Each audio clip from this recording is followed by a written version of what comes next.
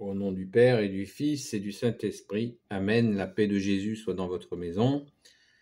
Eh bien, j'espère que vous allez bien. Je fais un rajout.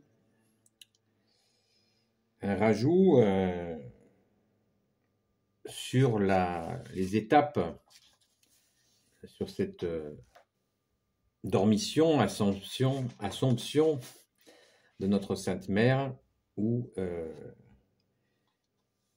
il y a plusieurs étapes, dont une dans la tradition.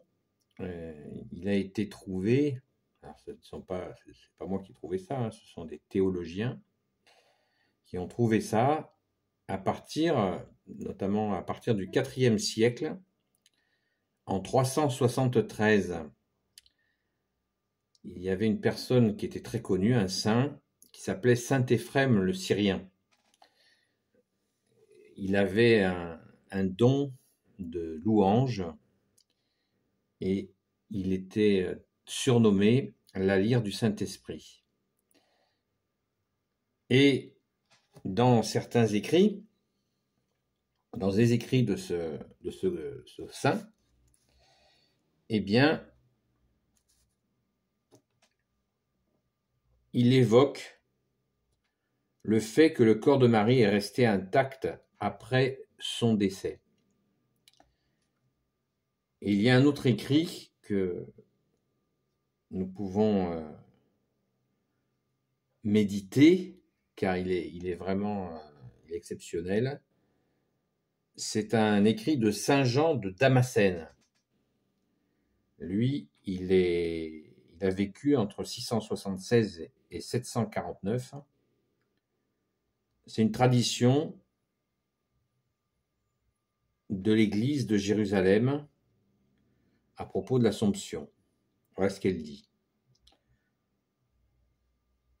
Au concile de Chalcédoine, en 451, un évêque qui s'appelait Juvénal de Jérusalem se serait vu demander le corps de Marie par le couple impérial Marcien et Pulchérie. Juvénal, l'évêque, aurait répondu que Marie était morte entourée de tous les apôtres, sauf saint Thomas qui était en retard. À son arrivée, quelques jours plus tard, saint Thomas aurait demandé à voir la tombe de Marie, mais celle-ci se serait avérée vide. Les apôtres en auraient alors conclu que son corps fut emporté au ciel. Voilà une information que nous rapporte la tradition qui est exceptionnelle. Les théologiens en parlent à partir du IVe siècle. L'Assomption fait son entrée dans la liturgie chrétienne, dans la liturgie, c'est-à-dire dans les paroles de la messe, au VIe siècle en Orient. Et à cette époque, la fête de la Dormition était célébrée mi-janvier.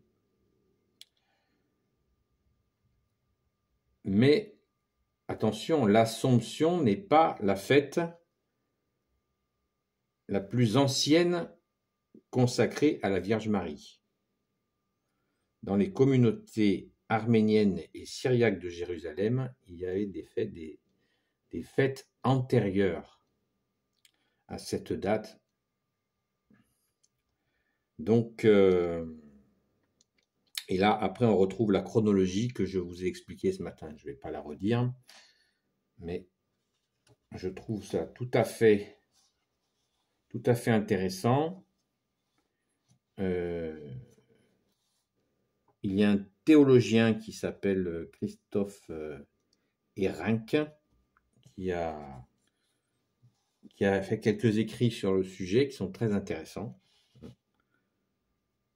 qui est théologien et journaliste. Voilà le complément d'enquête.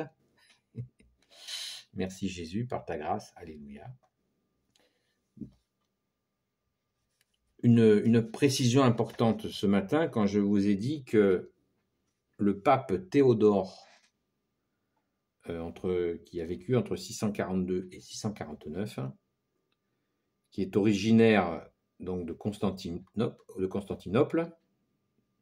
Donc c'est lui qui a poussé pour que la fête de la Dormition soit fêtée en Occident, qui devient donc alors la fameuse fête de l'Assomption que nous fêtons encore aujourd'hui. Alléluia. Donc, précision importante, comme je vous l'ai expliqué ce matin, c'est à ce moment-là, en 813 au Concile de Mayence, que la fête de l'Assomption est inscrite définitivement à l'ensemble de l'Empire franc. Voilà, dont nous faisons partie, bien sûr.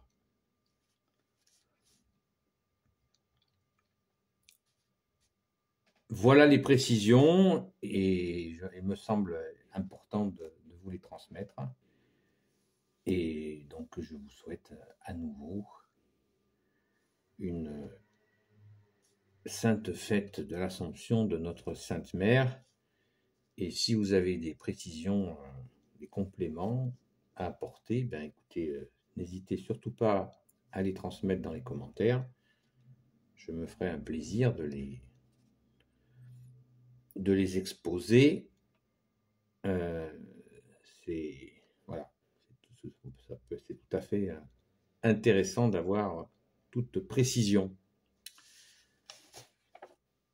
Et je vous dis donc, à très vite.